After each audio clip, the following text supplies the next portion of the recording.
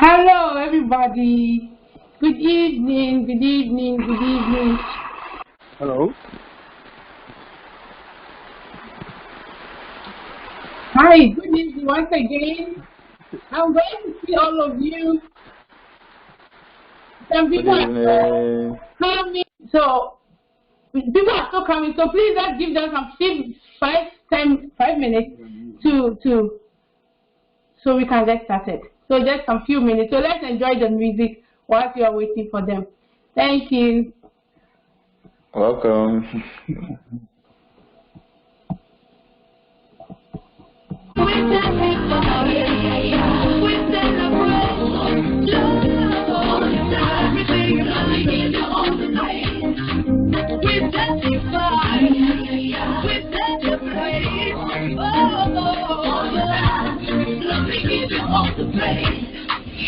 You stood by me when no one could.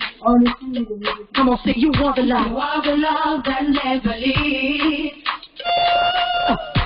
I am here to testify, Lord, of how you took away my shame. Now listen. You make something out of nothing. Hey, I can't deny your love for me. I can't deny your love for me. I'm in the love forward. I'm in the love. I've been on the again. We testify. We celebrate. For all you've done, Lord. I'm singing all the praise. We testify. And we celebrate. Yeah, for all you've done, Lord, I'm singing you all the praise. We testify for everything, Lord. For all you've done, Lord, I'm singing you all the praise. We testify, we celebrate, we celebrate, we celebrate. Oh, I'm singing you all the praise. This is my day of victory. For everything you've done for me, I gotta stand and testify. This is my day to celebrate. For everything you've done for me, I gotta stand and testify. I gotta dance and testify. Come on, come on.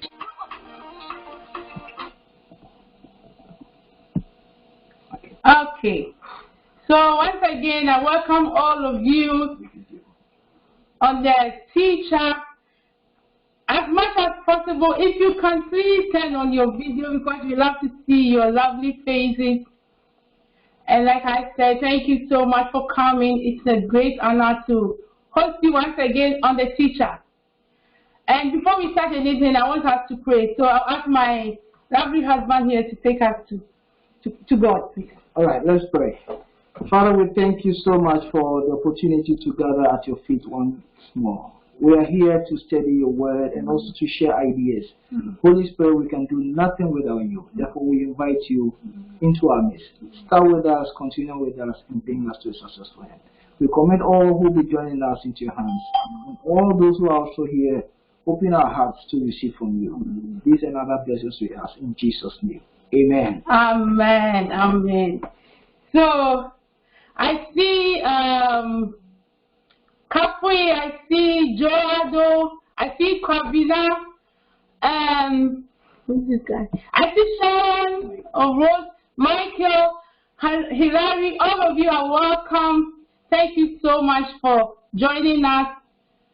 And like we were chatting last week, we didn't finish our topic, and that was what to expect in your because I'm already married. So if you're about to marry, the things that you need to pay attention to before, for the right person, to see the right person. What are the things you need to know to be able to know that this is the right person, or the things that will make you have to see, and then the signs that you need to run away from.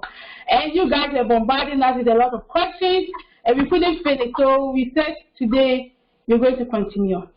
And God be so good. We've got some amazing, newly baked fresh couple tonight to take us through your questions, because I realized we were out of, we've been married for so long, and so most of your questions were like, you know, we couldn't just answer them properly. So tonight we are honored to have Mr. and Mrs. Kitty on board. They are going to answer all your questions. So please, can you please identify as Mrs. Nelly Kitty? Can we see you by hand? Hi. And her amazing husband, Bernard. You are so welcome. We thank you for coming to share your experience with us. These are all young, up-and-coming young couples, guys and ladies who also want to get to where you are. So they have questions for you tonight. And so please feel free and ask them any questions you want to know. They will. So I'll give my husband also to share with. Thank you. And please settle in and relax as we go. So honey, you're welcome to the picture. Thank you so much. I'm honored to be here on this program, and just to say a bit of what the leadership class is all about. Is God has made us all to be leaders. Everyone is born a leader, but you need somebody to step up the qualities in you to bring you up. You know, everyone has a mentor or so to say to guide you. Jesus did a wonderful job by training 12 people. So anytime I see young people, I always try to make myself available, and I learn from them as well as also share with them what I have learned. And therefore, you're all welcome, and especially I want to welcome our sister also from Canada, all the way from Conway in Canada, Ontario. So, Sister Rose, you're welcome.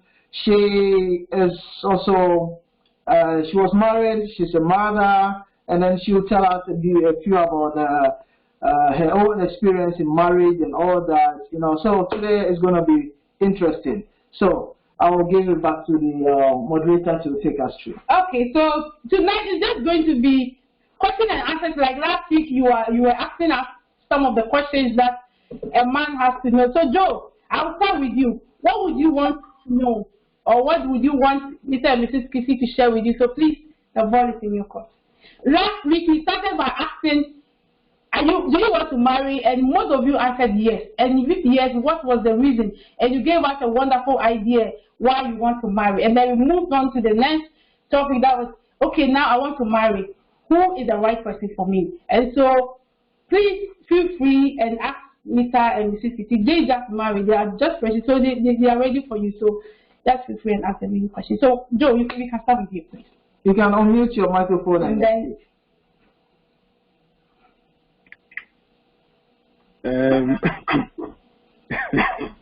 Like this is, I don't know what to ask right now. What I can say is that congratulations on the happy marriage, and then what I would want to hear is probably the things that between the two of them for each other before they accepted that this is the person that I would want to settle with for the rest of my life.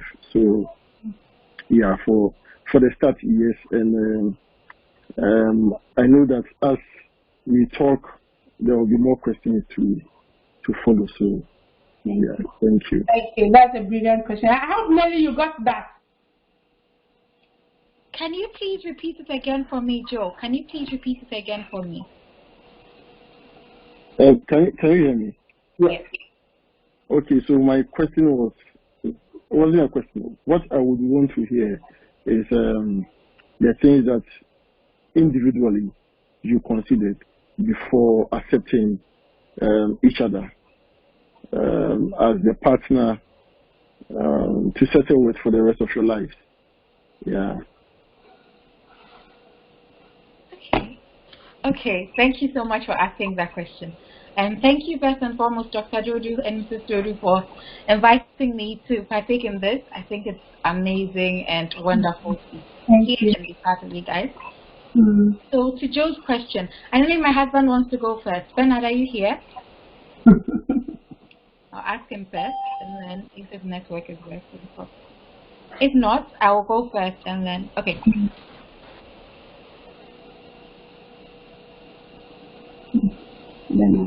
Back you see? Okay, then I'll go first. I think for me, The most important thing, first and foremost, was that, and not to make it too biblical in the beginning, but the most important thing for me was that the person was a Christian. Not Christian like he goes to church, because some people go to church and they are not actually Christians. Mine was that he had his own personal relationship with God. Because before him, I had dated other guys who I didn't take that into consideration. I was just like, the cool guy, interesting, so, you know. But then with this, I was like, I want someone who, first and foremost, is a Christian who has this relationship with God, that I'm not the one coming to pull him and then drag him along on my journey, but that he has his own relationship with God and I have mine. And then when we come together, we are stronger together. That was one. Two was also that he was my friend, and that was very important to me, because even when you are dating someone, sometimes the person does something you're like, today I don't like you, you know. But if someone is your friend, you know that sometimes it will fluctuate. Sometimes you are very happy with the person, sometimes you have a disagreement, sometimes you don't agree on the same things, but you're still friends. Because of that friendship, I don't like you today, but I still love you, and so let's handle this and figure this out and then move forward, you know. And then the third thing was also, for me, family was very important. So someone who also wanted a family, because some people don't want, like, to build a family. Some people want to marry and just be with you, and they're okay with that. For me, I wanted somebody who wanted to build a family. I wanted to grow, and a guy who understood who I was, because I'm very outspoken, right? So someone who understood who I was and understood who he was, so that we don't conflict, and so that there's no issue when I am being me and he is being himself. That we don't butt heads because, okay, she's someone who's always talking, so maybe makes him feel some way about it. But to be with someone who knew who he was himself, so whether I am always talking or he's always talking, he knew himself, he knew who he was, and I knew who I am. I know who I am, so it helps, and then like it makes it easier. So I think for me, those are the main things that I was looking at. I don't know if his network is really bad where he is, so. All right. You will put the question back in when he gets on board. I hope then, Joe, your question is I think it's answered. Yes, from the woman's point or from a perspective.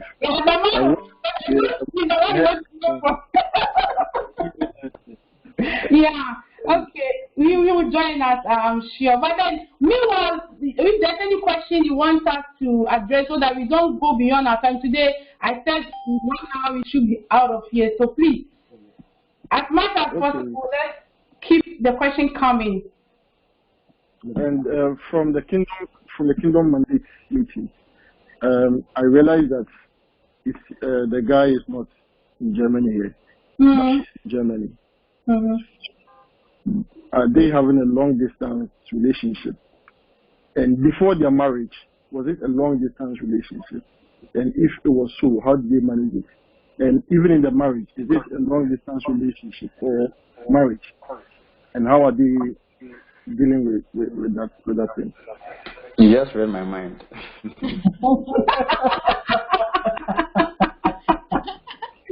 So answer the question for Michael and Joe together, so that I am making sure that I'm attending to everybody. Thank you, Joe. Again, thank you for coming for Kingdom Mondays. I always see your name. I've never seen your face, so it's good to put a face to the name. Finally. So for us, before we've known each other, we've been friends for 6 years, right? We knew each other before I came to Germany. And just to give a small summary, his twin sister was my roommate. So if there's food in the room, in school, he would come and eat, and like, we were all friends, right? So in my mind, he was just like my brother, and they are twins. So I saw him as the little one, even though he's not the younger one, but I saw him as he's like my little brother. So we had that friendship before that. I was friends with his whole family before that. Then I came here and we lost connection. So I hadn't spoken to him. I didn't know where he was, and we reconnected via social media. And when we reconnected, he was in Malaysia and I was here.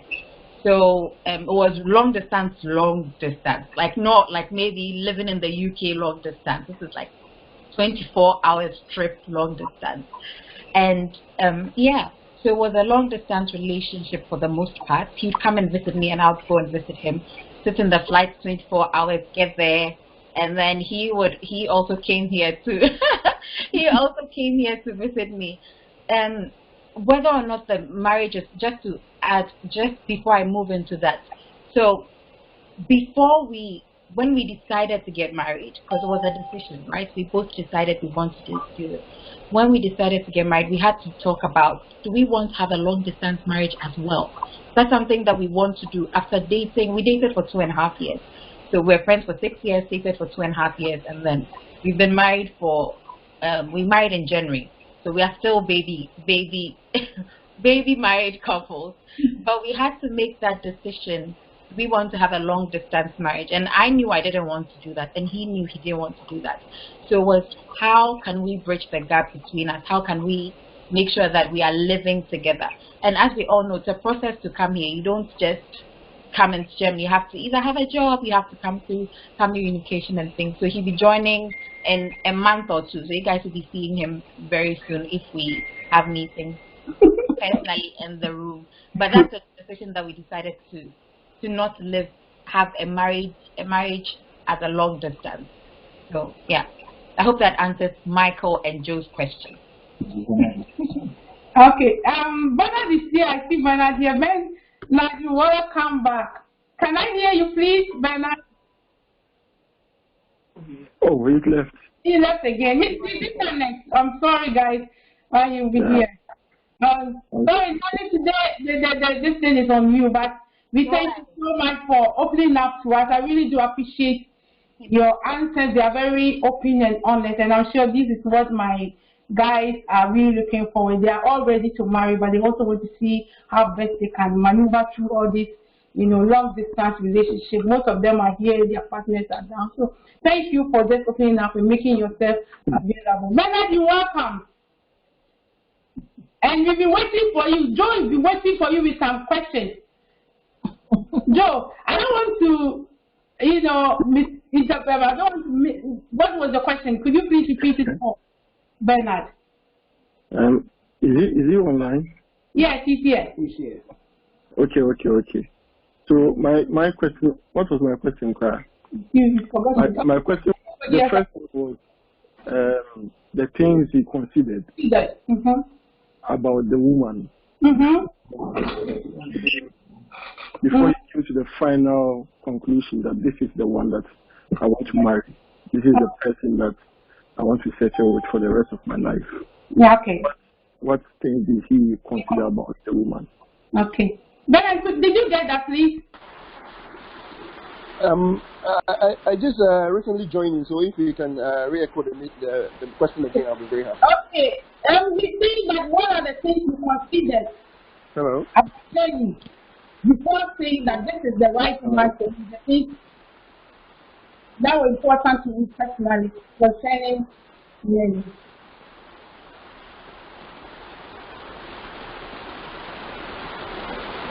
Hello? I think the network is breaking up. I think with Ghana network, this is raining, that it affects the network. I have no idea why rain and network mix up. But in Ghana, if it's raining, then it means the network is bad. Okay. So, Bernard,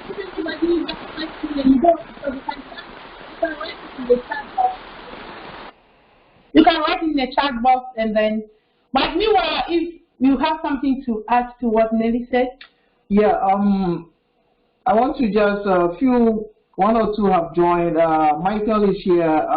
Also, Esther. I saw Esther is also here, and then our sister Rosina is also here. So you are all welcome. Also, Richmond is a new guy who came today, and he's also joined us. So I saw him and he has flashed. I'm sure he will join again. Right. Let me also share what I considered before I met my beautiful wife. What you considered before marrying me, know what you mean? You know, as you can see, I love her so much, and I'm not shy to tell everybody how proud I am to have her in my life. One thing which was very important is her personality. When I mean the personality, it's not what I see outside. If on the outside, I love it more than necessary. I knew it was going to change with time, but I was considering the things which are not going to change. You know, myself, I'm also changing though. You know, in the next 20 years, I will not look like I'm looking now. Definitely, I might look much older, or you know, you might see some few wrinkles or white beards and stuff like that, right? Yeah. But then inside her, I saw somebody who was very open, very forceful, very, you know, committed to a vision. And I was like, okay, in that case, also to add to what our sister Nelly said, I met her in the church, so you can understand. It's not like I met her in a club or in a disco or maybe at a party or something. So, and it wasn't just one day. I observed her from a distance, her consistency, her, you know, interest in things of God and stuff like that. And finally, I realized, okay, let me get closer and know her more. So we were friends for a while, for over a year or so. Just, I didn't say anything, you know. I had everything in my mind. Anytime I was like, and I did few, you know, acid tests by, you know, offending her to see how she will react. So the day, you know, it's not all joy and it got to argument. Is that the day she's going to break everything in my house? You know, it wasn't so. And there were a few times, you know, I realized that no, I can live with such a woman. And then I saw the potentials in her, and that is what made me to really propose to her. So a few of my side. Maybe our sister from Canada can also share with us something small. Thank you. Thank you.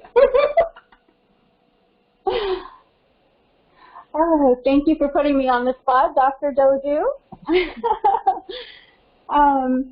Okay, what I want to interject about dating, especially being born again and wanting to fulfill the things of God, I find that very much so important now moving forward into a relationship and marriage. Living a godless marriage has taught me about the things that I want in a marriage.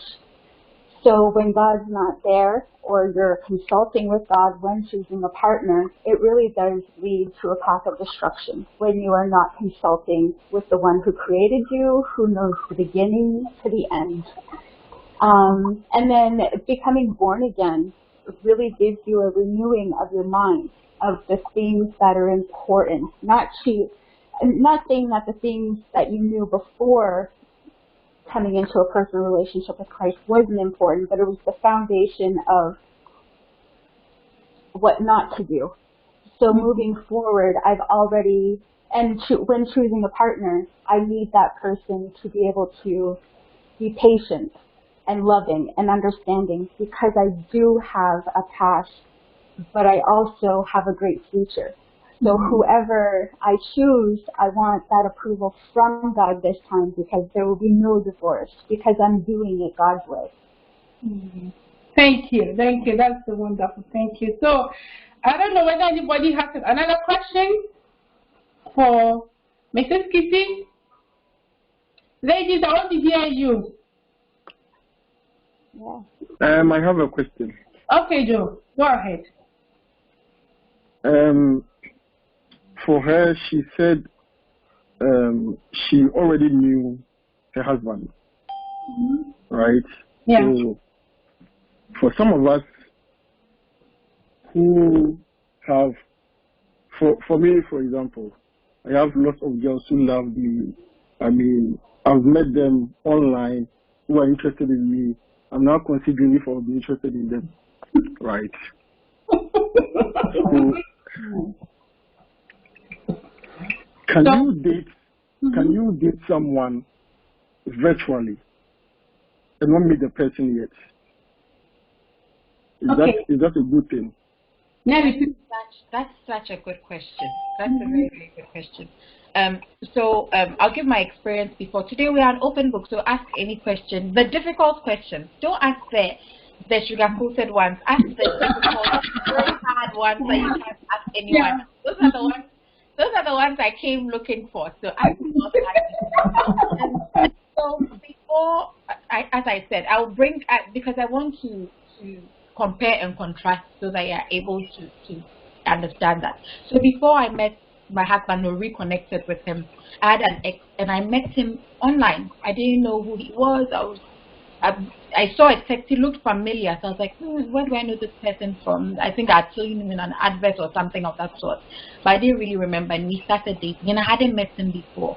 And it works for some people, but then you have to know that most of the things that you experience when you're physically with a person, you don't experience that when you're dating virtually.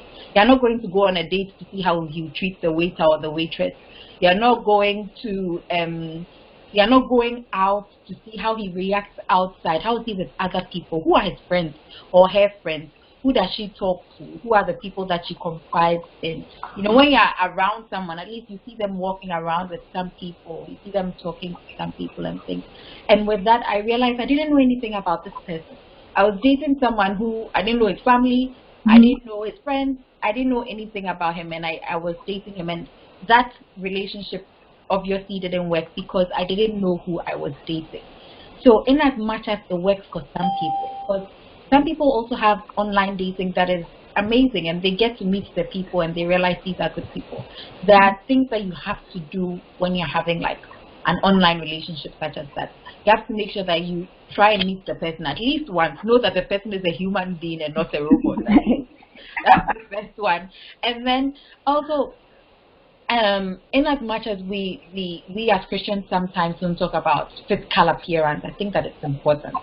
How you see a person, how the person is. If you see the person and you realize, oh, this is completely not what I was looking for. It's not somebody whose heart is where I am looking for. Then you realize that you'll be in a relationship which you are not happy in. So make sure you meet the person once or twice. Get to know, really, you have to go the extra mile. Because this is going to be online. Ask the important question, not what's your favorite color and what's your favorite food. But, you know, those things are not the essential things. The essential things are really, where do you see yourself in a few years' time? What do you want for your life? How are you working towards the things you want for your life? You know, who do you talk to if something happens? If we have a disagreement now, who's the first person you go to talk to? You know, because you also want to know who does she or he get their advice from? Who does he or she get their consult in? Because that's also important, you know. So it works, but you have to go the extra mile to get to know who the person truly is. And yeah, and then I think that helps. Okay, thank you for the answer. My next question goes to Rose of Sharon. Okay. She mentioned that she prayed to God, or it's necessary to pray to God about a potential partner or someone you want to date or even marry. When you pray to God about someone, what I've heard is that God doesn't give partners. I don't know how true that statement is, but that God doesn't marry for us. So my question is, if you pray to God, what answer are you expecting from God? Is it for God to confirm the person, or God to give you a sign that this person is look out for this short person or that tall person, or you know? Okay.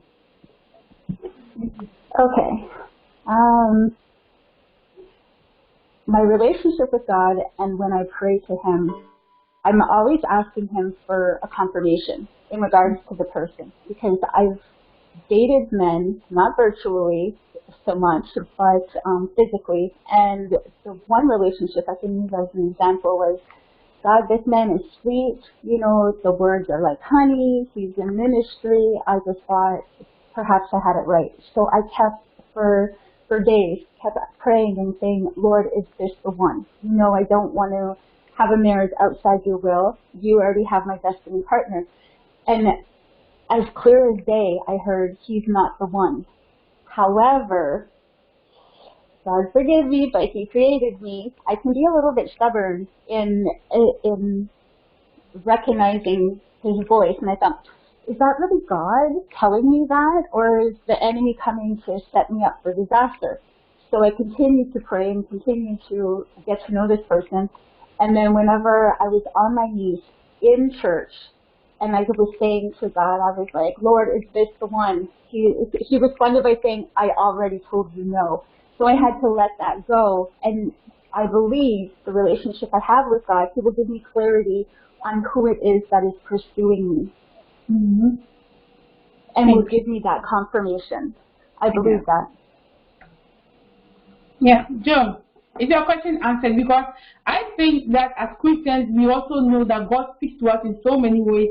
Even in as much as God does not choose our husband for us, He also gives us confirmation and signal.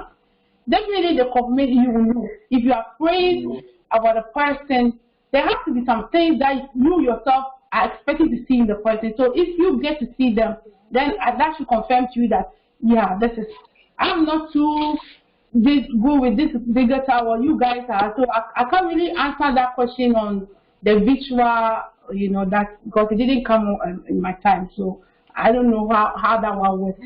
But as much as possible, it's better to get to know the person personally and to see how the person, even these days, the way we relate to animals can actually predict somebody's behavior.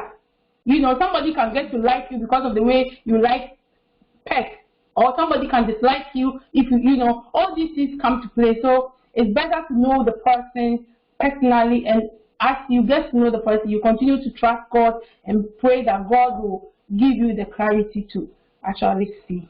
So now, Capri's hand is up. Bernard, you welcome. Bernard has apologized. It's not his fault. It's where he is at the moment.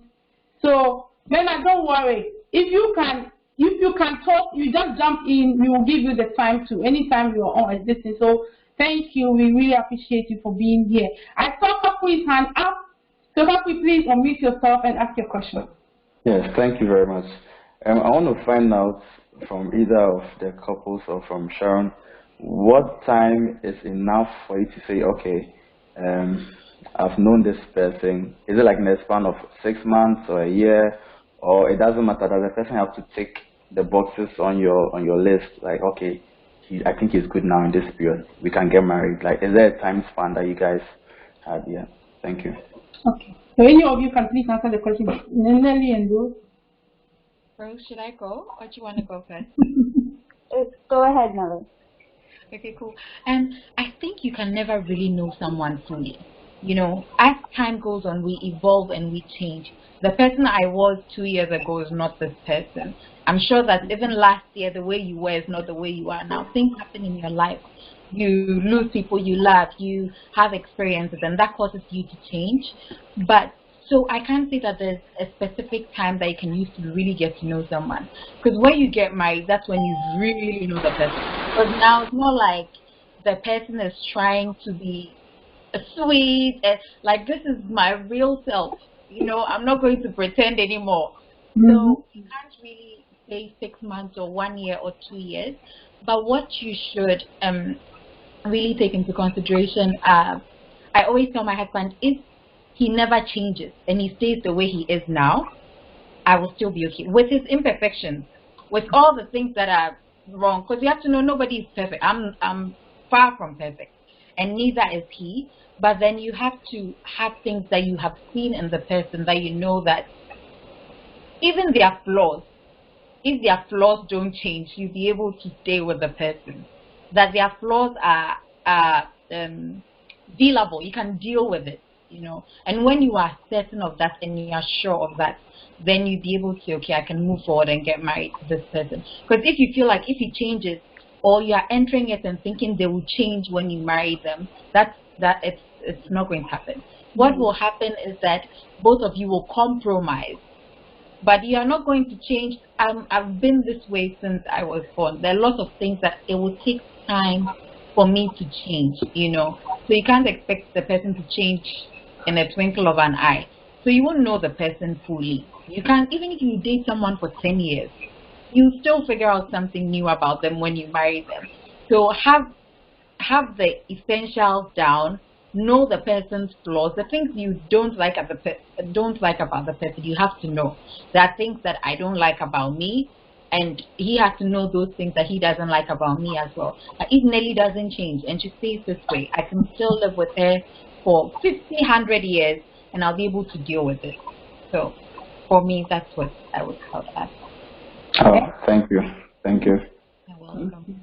Okay. Rose, you want to add something to it, please?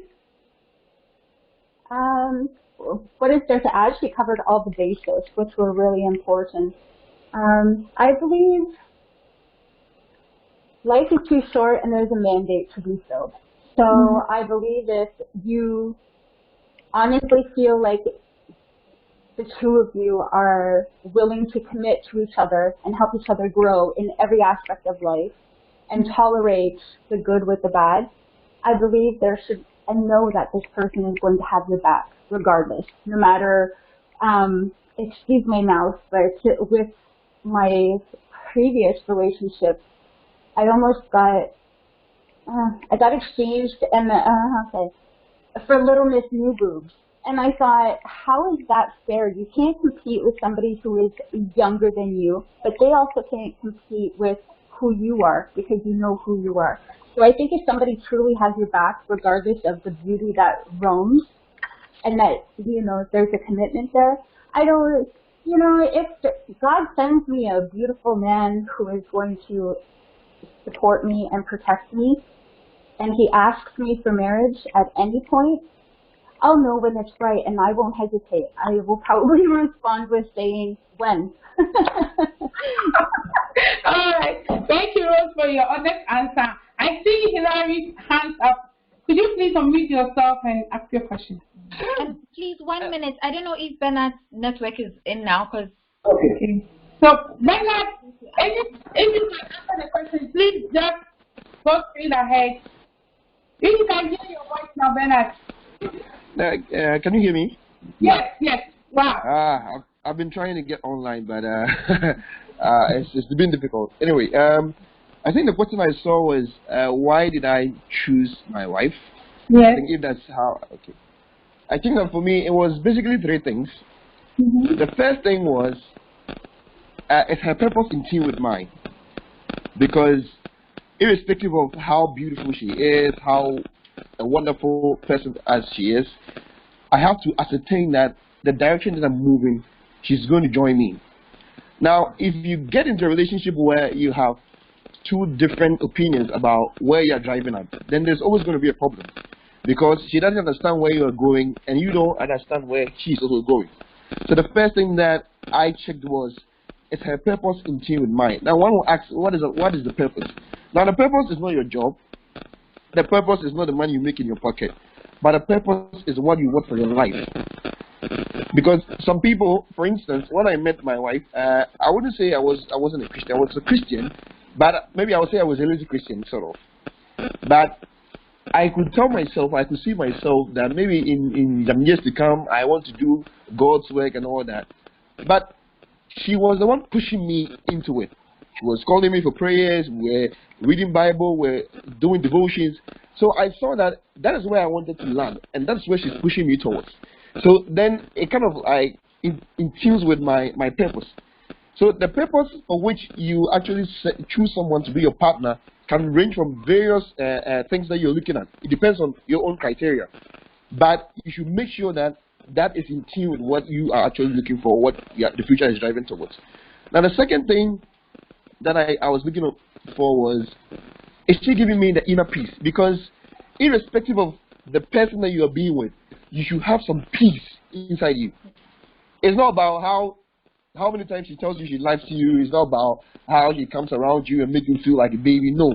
But whenever she annoys you, even that's where you should test yourself. When she annoys you, do you still feel that peace within you? Do you still feel that love for her? I think that most of us guys, when you have a girlfriend, maybe in a relationship, you date for maybe 2-3 years, and then you feel like at a point, this girl, I want to get rid of this girl. That is because you don't have that peace inside you. You don't have that thing planted in you. So at any moment, you can just drive off. So you should ask yourself that, is that person that you are being with gives you that inner peace that you have or you should have. And I think that the third thing that I also looked at was her family. Because irrespective of whom you're dating, sometimes we are very, I would say, we skip those things when we're actually into relationships. Because when you are actually dating someone, eventually, if you want to end up in marriage, you have to consider the family. Hello? Hello? We can hear you. We can hear you. Hello?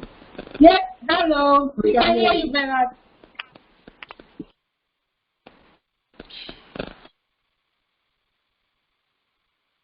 Okay, I think the network is bad again. But I think he has really hit on good points. Guys, really. Okay, so while we're waiting for Bernard, Hilary, you can unmute yourself and please ask your question. Hi, everybody. I just had like a quick, small question. Coffee, why are you laughing? Anyway. Okay. Hilary, can we see your face? Okay. If you are not comfortable. If you are not it's okay, sweetie. Just go ahead with your question. Please, a second. Okay. Can you see me now? Yeah, we can see you. The question is like, a question about you choosing your wife. And I remember I had this argument with a friend of mine, and I was telling her that even in the Bible, there was this particular prophet that God told him to go and choose a prostitute. God didn't choose the prostitute for the person, but he went to choose the prostitute and said, okay, God, this is the one that I have chosen. So can you also choose your partner and go and tell God that, God, this is the one I want? This is because we are all God's children either way. We are all going to heaven. That's our end goal. We all want to get to heaven. So you just go to God and say, God, this is the one I have chosen. This is the one I want.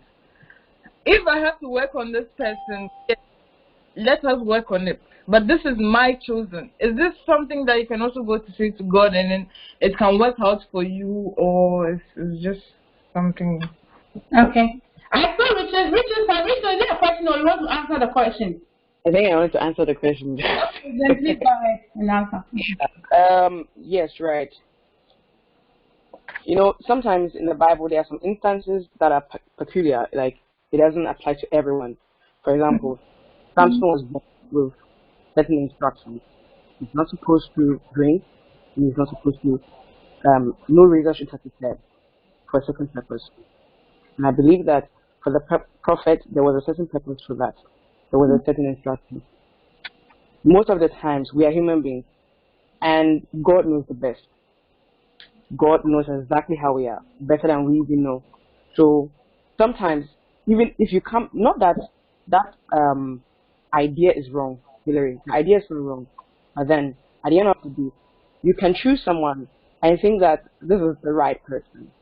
But when you marry eventually and then you go into the marriage and you realize that the not the damage, but like the work is good, sometimes like you can be overwhelmed with it.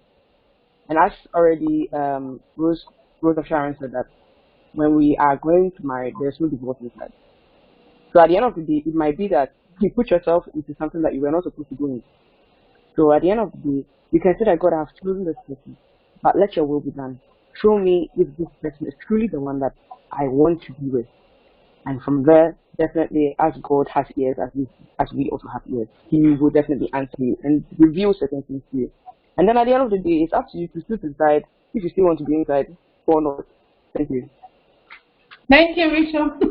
Thank you. I don't know what maybe you want to add something to it. I think Rachel did a good job with that. Yeah. But also, just to add to what Rachel was saying, I think that's where our mistake usually comes from. We choose before, and then after we go and ask God, Father, did I do the right thing? And whenever you put God after your choice, because our God is a principled God, right? He is who He is. He's given us free choice. He said you can choose good or you can choose bad. He doesn't force us to do anything. So you can make the choice, but you also have to be willing to take the consequences that come with that. So you might choose, and then after you go to God, that God, this is what I want. I really want this one. This is who I want. Because in the Bible, like even with the Israelites, when they were looking for a king, God was like, you guys should take your time, because he was planning on giving them David. And they pushed and pushed and pushed. And then God made Samuel anoint Saul. And Saul was a good king for the most part. But then later, things went downhill because that wasn't the purpose of God. And when we make choices like that, maybe God had a blessing for you in the next 2 years. And now because of that choice, he'll still give you the blessing, but the blessing might come in 5 years. He's pushed it back. So what I would say, what you're saying is not so far-fetched. Maybe as you're asking, like, oh, people might say, no, you should ask God first. But that's what we always do. We always make the choice, and then after we ask God. From my perspective, what I would do, I think the first thing I would do would be, God, help me make the right choice. Not just for me, but for my children. Because you also have to know that whoever you end up with, scientifically, right, we all have 48 chromosomes, 24, 46. 23 are from the father and 23 are from the mother. That means who you are choosing, all their character, if not all, half of it, your children are going to have it. So if this person is someone who you don't want your child to be like, then be careful. And after you make that choice and you have kids with that person, they are bonded, whether you divorce the person or not. You are bonded to the person for basically like, because your kids are the same. You know, so it's better to allow God to move you in the direction that he wants for you, because he knows what is best for us. And we can't force him to give us what we want if he knows it's not right for us. Yeah, thank you. I think that I wanted to add something to that. I think all that you've said is very true. But I think as we youth, when we are actually growing up and then we see a beautiful woman, a beautiful man, we are in a hurry to be in a relationship with such person. But if you don't take care, you'll be on the wrong road, because first of all, you are not allowing, as my wife said, you're not allowing God to lead you. Now, you get into a position where now you are so stuck such that when God even speaks, you don't hear. When he gives you the signs, you don't even see them.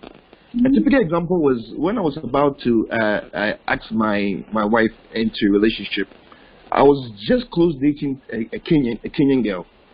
We went out, we were just eating, and then all of a sudden, just at the date, I heard my wife's name in my ears. I had not spoken to her for about 6 years. Yes, 6 years. So I just heard the name Nelly. And I was like, what is this? So there she asked me, is something wrong with me? I said, no. But that was God talking to me, because she was not going to help me. So then when you're actually entering into a relationship, I will just entreat as you that we don't rush. You can be in friendship for some time, get to know the person well, pray about the person. Because as my wife said, if you get into the relationship such that you become stuck, trust me, it's very difficult coming out. Because the matters of the heart is something very delicate to deal with. And then I just said, if you get in and the person treats you bad, you are actually incorporating some things into your relationship, like leading to sex and all these sexual stuff, it becomes difficult. And then you destroy your life. Now, certain things are difficult to repair, especially sexual immorality is something which is very difficult to repair. It kills your spirit. Now, when you don't take care and then you get to that extent, coming back and even finding yourself again is difficult. So before you get into a relationship with anyone, try as much as possible to lead your way to God, that God guide me. And then God will reveal anything that you want to know about the person to you. Interestingly, sometimes you don't have patience, because it's like, God, you're taking too much time. The person, he's so nice, he's cute, he's calling me every day. Why are you not allowing me to? Because they said I should pray and I'm not hearing anything. You should still wait, because God has an answer for you. Thank you. Thank you, Bernard. Michael's hand has been up for a long time, so we'll give Michael opportunity to ask his question. Could you please, Michael, unmute yourself and see your question? Michael. Hi, thank you. Very succinctly said and thought-provoking discussion so far. I think my question more or less links with everything. So more or less, when the issues start coming up, or when you've gone for a while, my question probably has to do with when does the honeymoon process end? After all the love of everything, in the beginning stages, and then serious, more or less like stage comes in, and all the very troubles that we are told would come up at some point. Where does that come in, and how is that dealt with when it comes, just to make things smooth? Okay. Lenny, could you please take the floor? And Michael, before we got married, also we're asking elderly people for advice, and people were like, oh, the honeymoon stage is going to end after 1 year. 1 year. 3 months. Someone said 1 month. Hey, if after 1 month honeymoon stage has ended, then how is it going to be like?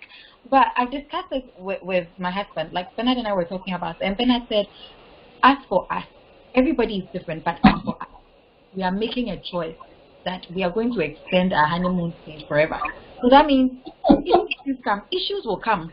Issues have come. It's not like issues have already come. You have disagreements. You don't agree on things, but we make a conscious effort. It's still a honeymoon stage, so we deal with the issue, and then we get back to being back on the honeymoon stage. So it depends on you.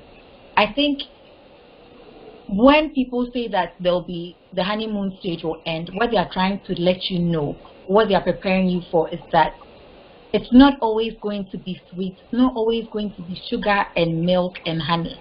There's going to be stones. There's going to be cotton wool. There's going to be things that come in.